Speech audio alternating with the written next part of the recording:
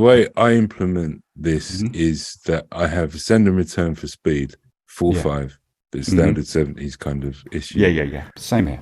Then I have special effects. Yeah. So a special effect normally is an insert for me. There you go. Or it might be a localized, a localized send and return, you know. So, and that for me cuts down the time a bit. If I have to make a separate space for everything, I'd probably be dragging and dropping certain ones if they're inserts and they really worked and you spent time on the mix. So I guess different tracks need different amounts of spaces. Sometimes you need a short amount of spaces and sometimes a bigger. I don't know. I'm going to say, yeah, go on, Paul. This inserting thing is a luxury that was never available before mixing in the box, and it's something that therefore is quite a new school concept. But I think it's really powerful to be able to. I mean, for instance, if you're sending to a reverb, you're sending, shall we say, the lead and the background vocals and a couple of extra effects vocals all to the same reverb. They're probably all going to want a different EQ on that reverb, aren't they? In which case, if you inserted it, a couple of them at least, you know what I'm saying? You know, or subgroups. So say I group all the BVs to a subgroup. Yeah. And I group any tracks of lead to another subgroup, and shall we say some effects vox to yet another subgroup, which all end up on the vocal bus, but they're all going via separate subgroup routings, you know? Yeah. Right. Yeah. So you complex routing, really. So, because if you've got 10 tracks of BVs, you don't, if you got an insert on every track, actually, I want to have a shorter reverb. I mean, it's not very efficient, but yes, subgroup. But you can EQ the reverb as an insert on that track. Yeah, on the subgroup.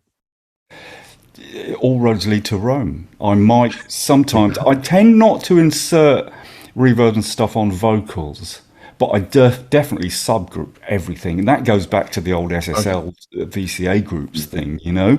So I'll have BVs on their own subgroup. I'll have the lead on its, you know, the various takes of lead on blah blah blah blah blah. Guitars end up on a subgroup, synths end up on a etc etc. But what I do is I subgroup, you know, and then I'll, you know, within one subgroup might say drums, but there's probably a bunch of subgroups that all end up there. You know, and the same with vocals, so that they can all be treated a little bit differently, which you couldn't do in the 70s and you couldn't do in the 80s, you know, but you certainly can these days. You can go nuts with plugins, can't you? You know, why not? Bow to your better judgment. I don't know about that, Tim. It's schools, isn't it? That's correct. Yeah, that's not my school. My school. No, but I mean, say I was brought up like with you on SSLs and things like that, and to me, there are limitations, but there were also huge advantages you had compared to, you know, pre all of that, where you couldn't automate things and cuts and just volumes and everything else that you would do. Yeah. You know, it goes back to the way, still a lot of people today will do it. They'll be mixing by hand at home in their tiny little studio. I imagine most of them and it's attention to detail as well, I think. Yeah. And if your methodology means that it benefits you to have these spaces, then you have the spaces, don't you? If your methodology means you do it a different way, I'm sure the final effect is quite similar, you know. Absolutely. So all roads lead to Rome. Yeah. All roads lead to Rome. Don't be governed by what people tell you. Try out your thing. So when you're starting to look at spaces for vocals, do you have like go-to particular reverbs or particular combinations of delays and reverbs? Or yes, I always have the same 5 effects up that I start with.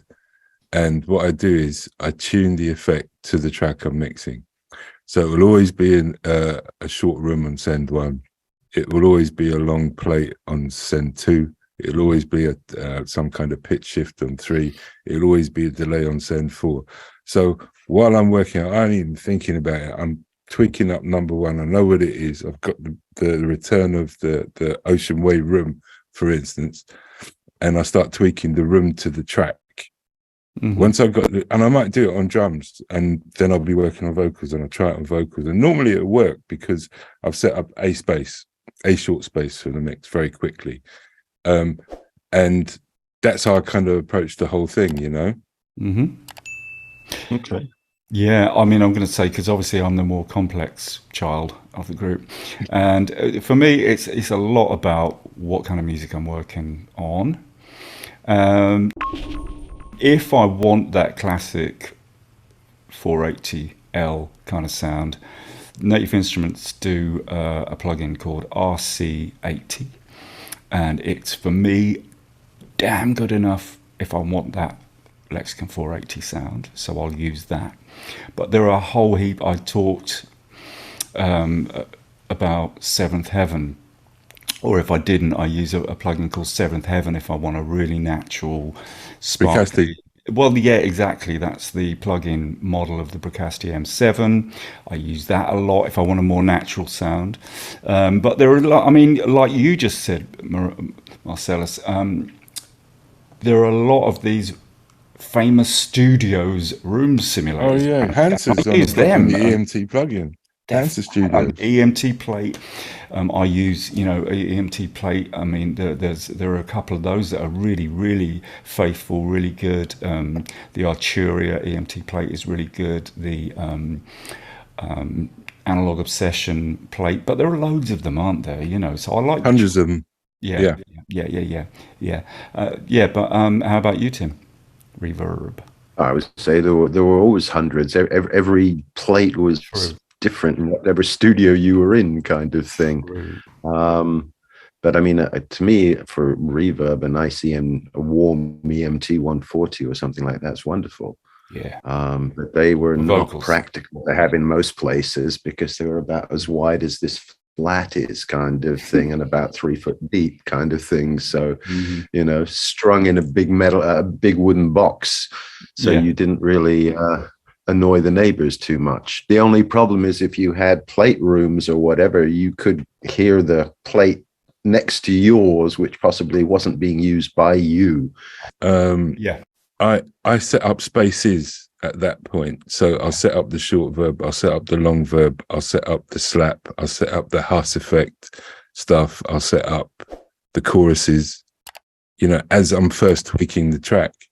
And then I know I've got solid chorus, a solid short space, a solid long space, and I can just not think about any plugins or dug-ins or whatever, just thinking about the music, looking at the desk, and my hands will automatically move, which is what I'm always trying to do. I'm trying to get into a place where I'm not thinking tech. I'm not thinking left-hand side of the brain.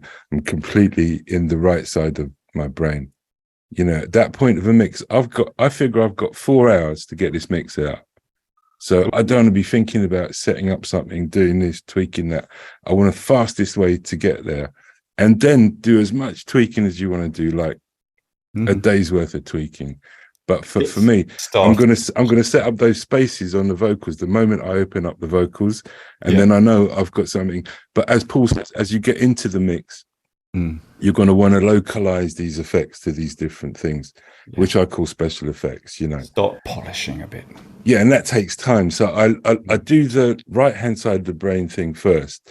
Good. And then I can kick back to left hand side and try all these different things and different permutations and science and art and whatever you're going to try and do.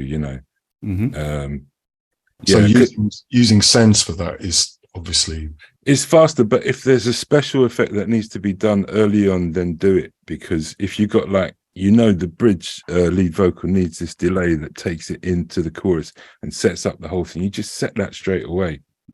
But I wouldn't do that on the send and return, because that's the only thing I'd want that effect to do.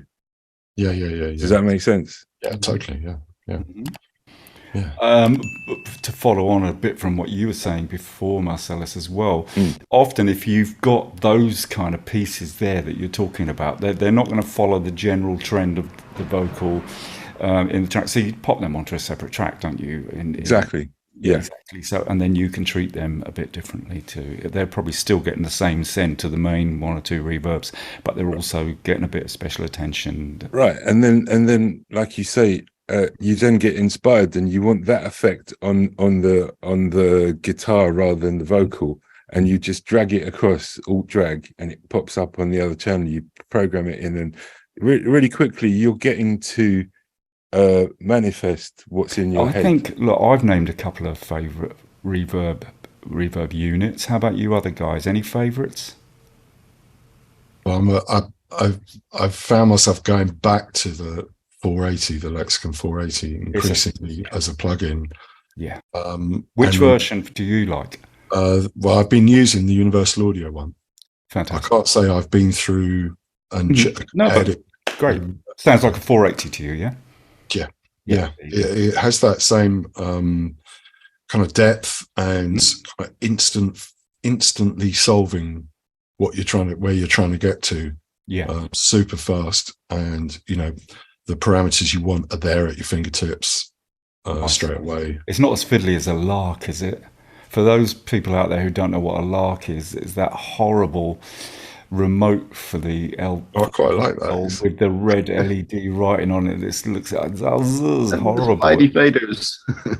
I kind of like that because it was like you had the I don't know, instant acts. You could get deep into sort of complex sounds, but the things that were you're most likely to want to adjust straight away are just there straight away. And I'm a big fan of that, obviously. Any I others? talked before about simplicity of control surfaces. Sure. But I mean, we're working on vocals here. Is everything going to get a 480, or are you going to use anything else for a bit of? No, and I'm probably not going to use whatever reverb unless I'm trying to get like a sound of a band in a room or a hall. I'm not going to use the same reverb for the vocals as I'm not going to use it anywhere else. Sure. I have different spaces on the other things. So what I guess I'm trying to say is, for vocals, okay, the Universal Audio 480L you love. I've been using the Universal Audio, the EMT plate a lot. Fantastic. But if I'm using it on vocals, I'll tend to use quite a short one. I'm using it because the vocals may be a bit thin, and I want it to have more weight in the mix. So I'm using it to kind of thicken the vocal. Yeah. So I'll probably take a lot of top off that. That's some sound advice right there. We like, yeah. Tim, favorite reverbs that you will use on vocals? I'm brought up on 480s and 224s and so on. So I'll Lexicon 224 is older reverb than the 480, isn't it? And it's 8-bit, I think. It's a bit crunchy sounding. Yeah. It's better about on long verbs than short verbs. The 224. Yeah, exactly. Yeah. It was. And you had the XL and the 224. There were two. The XL was nice.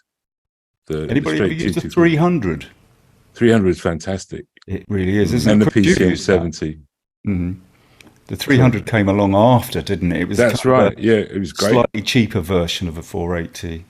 What else? I mean, Tim, what else? Because I mean, in the studio, there were, like you said earlier, there were a whole bunch of reverbs sitting around there. What else did you? Audio one, we had 16 different reverb machines. Let's get a list, please. Quite extensive for the time. No, but we had Quantecs and all sorts of things. Quantec, that was a weird one, wasn't it? Yeah, but there were one or two halls that were really nice. I'm not saying there's anything wrong with it. It's just that you didn't see them very often. Yeah, you didn't see them very often. I mean, they weren't in every studio. Quantec Room Simulator, yeah, something like that. QRVS or something like that. It's called. Yeah, something like that.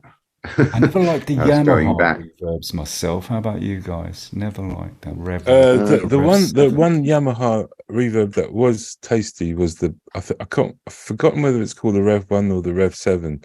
It was a big black box controller. The Rev 1. Yeah, the Rev 1 was crunchy. Crunchy, it had something different going on. And in fact, my favorite Lexicon was the Lexicon 200. which is a proper old school one. And I had it until about 3 years ago, and I just decided to get rid of it because every time you turned it on, it sounded different, but it sounded amazing. And for long reverbs, I don't think I've heard a digital device that sounds like that. It's just to die for. But Marcellus, I want to drag some information out of you because I know you're also a fan of TC reverbs. Oh yeah. I've got the 6000. 6000. Come on, baby. It does two things. It does long reverbs great, and it does full band compression, just sick. So I've got one, and I use it in the studio. Every time I finish a record, I put the full band on the mix, and when I'm making the mix, I use the long reverb. Right, I want to get into this. Sorry. I want to get into this. Your long reverb, your short reverb, whether it's a TC, whether it's a lexicon, whether it's... Well, do you use, for a lead vocal, for instance, do you add modulation to your reverb? Do you play around with early and late reflections, etc., guys? Chappies, what do you think? Yeah. Well, definitely the first thing I'm going to play with is the pre-delay. Absolutely. Who wants to explain pre-delay to anybody who's watching that doesn't know what pre-delay is? Because it's a very misleading term, pre-delay, right? Very misleading term. It is, isn't it? Because it's I could probably give you a wrong definition, but maybe someone else has got a right one. Anybody? I'll go for it if you like. It's about how quickly the signal gets to you via the reverb. So if you adjust the pre-delay, you actually move something further away from you. If you slow down the pre-delay, it moves further away from you, therefore gets to you, and it becomes like an echo, doesn't it? If you put on a lot, if you really slow down the pre-delay, it becomes like an echo, right? Yeah. I mean, does it technically, in my head, all it is doing is it's a delay, a variable delay. It is really a single delay of the signal going into the box. Yes, correct. Exactly. Yeah, it's basically and how long the pre-delay is how big the room is that you're in. Exactly. So you're setting your sound stage with the long reverb. You're setting your sound stage. A big part of your sound stage, your 1 second to 6 second reverb. You know, depending on how big a room is this mixing, you know. Is it in the Vienna concert hall or is it in Hammersmith Odeon? You know, that's where the pre-delay. And it's about proximity, isn't it, to the source? The source. And the other thing that we can use in reverbs, of course, is reflections, early and late reflections, which of course, if you're in a room, shall we say, sound waves will get to certain parts of that room before they get to other certain parts of that room. We talk about them in terms of being early and late reflections, right? Yes. So for me, my send one, my short space is packed with early reflection information. There you go. And my long source is packed with stadium size or room size information, you know. And do I want it to be a plate? Do I want it to be a chamber? Do I want it to be a hall? These are all considerations I make the moment I turn the vocals on with the track. Love it. So with the early reflections and the pre-delay, what I'm trying to do is make sure that the words, I guess, are distinct from the space, so that the space or the reflections are not interfering and making it more difficult to understand or hear the vocal or get the impact of the vocal. So it's getting the right amount of separation. I like that. And we're now getting into the world of things like ducking reverbs and gated reverbs too, right? Yeah.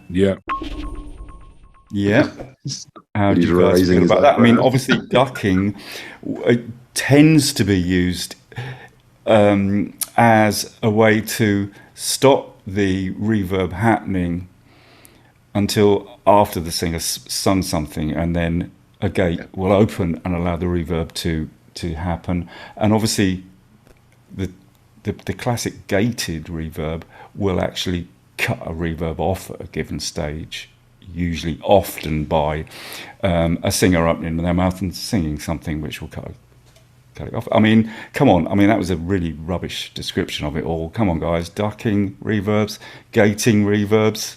Yeah, I'll definitely duck a reverb if it's quite a thick reverb and like I say, it's masking the vocal to some degree. But I won't duck it completely. I'll just like pull it back, like maybe 5, maybe 10 dB. Probably not 10 actually. Like 5, just pull it because unless you want that to be an effect, that whoa, there comes the reverb. Yeah, you kind of want it to sound natural. So I'd agree. For most things, absolutely. Allow it to bloom in the space after the line finishes. So you're going to sidechain a gate to achieve that? How are you going to achieve that? Yeah, basically, yeah. I'll sidechain the I'll send the send that I'm using to a gate, to the sidechain of the gate. Yeah, absolutely. Yeah. Gate the reverb. I think both are effects, special effects, ducking, and that's how I would use them, and gating. I like that. So if I've got a massive tom fill, or if I've got this huge drum section, I might set up a gated verb and push it in dynamically where I want it. Same thing with ducking. Sorry, not gutting. Gutting, quite interesting. I felt like doing that sometimes. Yeah, me too. Ducking is more of a special effect for me. I don't use often, but if it demands it, it's fantastic effect, dynamic effect. I mean, we get into the world of kind of wacky ways to use reverbs on vocals now, aren't we? Like, for instance, have you ever triggered a reverb from a gate which is triggered from, shall we say, a hi-hat pattern, so that it cuts the reverb? Yes. Reverb in and the classic one was triggering a pad from a hi-hat back in the day, wasn't it? That's great, isn't it? Yeah. And throwing a sweep on it as well, you know. Yeah. Good old days. What else with reverbs and vocals? Anything? Any pearls of wisdom? Using a delay as a not necessary to be heard as a repeat, but putting reverb, having a delay coming back up a channel and putting reverb on it, but then removing the delay itself from the stereo bus. So you've got this softer kind of extended thing. I don't know, that was a pretty rubbish vocal impression. No, we used to call that wet dry vocals, or dry wet vocals. I think we used to call them dry wet vocals, where you took the delay off the mix bus, but the reverb was coming off the delay. So it's this kind of ghost effect, you know. I think that's fantastic. And you got more license to use chorusing and stuff like chorusing reverbs, Paul, is a fantastic way of grading your reverbs, you know. And quite often you've got modulation in, like 480's got modulation. It's got chorus in it, hasn't it? Absolutely. Yeah. So chorusing a delay that's going to a verb. How about that? That's a great way. It's a great way of separating that vocal from the reverb, you know. I've got a great little trick as well, which is pitch shifted reverb, spins. Oh, yeah. So what you do is you, just for viewers who are not familiar with the term spins, spins are something where we will just pop an effect onto a vocal or something else, but generally a lot of vocals get this treatment. We'll pop a particular effect that only comes and it's gone, and it doesn't happen again until maybe specific words, specific parts of the tune. That's a spin. So you might put a reverb spin, a huge, you know, like where it's a completely different reverb to what's being listened to generally on the vocal, but for this little spin, a huge, great big reverb, and pitch shift it as well. So the reverb goes, you know, or down, you know. Pitch shifting, reverbs and delays, great. Chorus on reverbs, I'm digging it. I mean, we're getting into sort of the Picasso area of using reverbs now, aren't we? Which definitely gets used in mixes a lot. So chorusing reverb, EQ reverbs. Do you go on? Sorry, I think the classic piece of equipment for doing what you're saying is something like a H4000, Eventide H4000, which has got these complex algorithms built into the presets of doing all this kind of special effects stuff. And that was my go-to box for vocal special effects when we used to have it. Eventide, bag of tricks. You can buy them all as plugins now. And if you wait for the sales, they're pretty cheap, you know. And there's plenty of competition out there doing this kind of stuff, and there's even free stuff that does it. And if you really want to trick, if you want to do that thing that I just talked about, which is pitch shifting, reverbs and delays, any pitch shifting plugin will do it, and you can even automate it so that you can get precise, exact control over the pitch shifting and the delay. You know, and a lot of these plugs are free parameter. Like I said, loads of it's free, you know, loads of it is free. So we're talking about Eventides and multi-effects in general here, aren't we? I think, you know, as this show is about reverb on vocals, let's just sort of, I don't know, shall we, whatever else we can talk about. Are you going to use different sized or different colors of reverbs on lead and backing vocals, for instance? Yeah. Oh, yeah. Sure. Absolutely. It's all character and separates one from the other. And, you know, will give you color and, you know, what you want out of it, I hope. Yeah. And so on. But yeah, no, definitely. And EQing reverbs, you just briefly mentioned it, but that's really key. I should have said earlier, I always filter my reverb returns, always. And I always filter my delays. Yeah, absolutely. Yeah. Because when you roll that top off the delay, it starts to do something quite different, you know. Or when you roll the bottom out and start turning the feedback up, you know, you get this kind of reverb, basically. In fact, I go more for delays than reverb, and I tend to try and remove it from this is pro stuff. Sorry, Marcel, let's go. Yeah, no, just try and remove it from the signal, you know, because it's about grading all the different effects. Otherwise, it sounds like a flat sound, you know. If you grade the delay so it's further back and less toppy, you get more dimension on your mix now.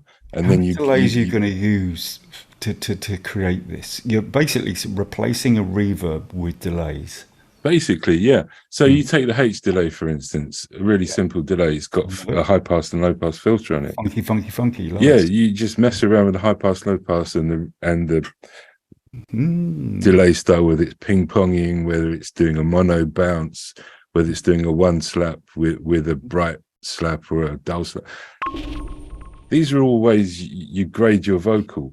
So when it's like photography, when you're color grading, you know, you have to grade the effects that you're putting on these vocals, because, you know, if they're all the same bandwidth, all the same phase, all the same, it's pretty boring, you know, let's face it. You want some out of phase stuff in there. You want some stereo going on. You want some oscillation going on, you know. It makes it far more interesting, you know. I hear that. Interesting is an important thing, isn't it? It's, that's the depth and the complexity of this kind of soundscape. It does something really subtle where it just, that's what draws you into the sound of a track. It's all that extra information that your brain is kind of processing that you're not necessarily consciously aware of. It's like all the old great tracks where you suddenly find yourself listening to something you've listened to for years and suddenly discovering a new little part that you hadn't heard before. And what have we done for that listener to discover that little part that they hadn't? What have we done with the reverb? Our attention to detail, I think, Paul. I hear that. I think so. Keeping it interesting, because there is a philosophy amongst mixers, which is that you ought to plant some some tricks in your mix that a listener won't necessarily be aware of for quite a few listens, but particularly in headphones, maybe sort of 20 listens down the line, half a dozen listens down the line, they hear a little something that they never actually heard before. It's a little detail that you put in there to keep them interested, you know. Can I just ask you all about different types of reverbs for different types of music and different types of singers? So for instance, R&B, I think we probably all tend to have quite a transparent reverb for R&B, maybe also for hip hop. House, completely the opposite. Huge reverbs tend to rule. Things like jazz, you're probably going to go for the most natural plate you can go for. I mean, I'm putting that out there, guys. Different types of reverbs and settings for different types of music. That was a good summary, actually, Paul. It's exactly that. That's I think about. if you're working on hip hop, there's no reverb. Basically, it's a very small amount of reverb in hip hop. It's pure hip hop. But obviously, when you start, all the genres have different grades. You know, so when hip hop became pop, then obviously you're going to start, when Teddy started getting in the scene with hip hop, the reverb started coming in on Aaron's vocals and stuff like that. If you're working on rock, I think you need big reverbs. You need like a 480. You need a hall rather than the plate. You know, I think if you're working on soul, a plate music's fantastic. A plate for soul music is fantastic. You know. So yes, very much so. It's genre based as to what you would pick in terms of your reverbs and delays. Anybody else? I was going to say that, you know, listening to other people's productions that you like and digging into them, right? What is that effect on the vocal? What's going on there? And then, especially if it's in a genre you're working in, to sort of match, not copy, but to be in the same kind of area, because obviously that is something that's working because you're enjoying it. So I hear that. Have a listen, see what they're doing. So go ahead and do some research material. Research some material even. You know, we all do that, don't we? I don't know if you guys, I'm guessing, have done the same. You reference sort of stuff that's in the ballpark of what you're working on, don't you? Sort of just have a quick little... Sure. I was going to say that, you know, when we sort of used to work in studios with all sorts of different music coming through the door all the time, you had to be able to jump around and not stick on the or do a setup whereby you've got your R&B vocals when it's a little garage band doing you know, the music, or something that is totally inappropriate for what you might do. So you have your things that you know work with everything or should work, and then you just hope that the singer or the performer is actually up to scratch, and then it's in the lap of the gods whether you get the performance you want out. You know? There are so many variables before you've even started. I would definitely agree with what you said there, and I'd go so far as to say, back in the day when you were working with somebody, you had a track record. I used to go out and buy all their records to listen to what they'd done before, because I'm turning up to a studio with somebody who's got history. Honest, it was me. Yeah, go on. We did. You do. Of course you do. Yeah. And if a particular mix engineer has got this really fantastic vocal reverb delay thing going on with a particular singer, you want to know, you want to work out, oh, that's good. Yeah, sure. Wow, what's he doing here? And it becomes a trend. If one of us gets it so good that becomes something that other mix engineers will copy, will get into, you know, then that becomes a trend, doesn't it? You know, it does. It really does. Like, think of the 80s. Yeah. Think of all that stuff on Janet Jackson and all of those. I mean, the vocals, those vast vocals being used on the 80s, that became like, if you were mixing in the 80s, if you were doing R&B or pop, you had to do that. Ladies and gentlemen, people, we have been, as usual, audio snobs. This has been, hopefully, surely, definitely, sound advice. Do comment. Do subscribe, do like, and we'll see you next time. Thanks for coming. Cheers. Cheers from here.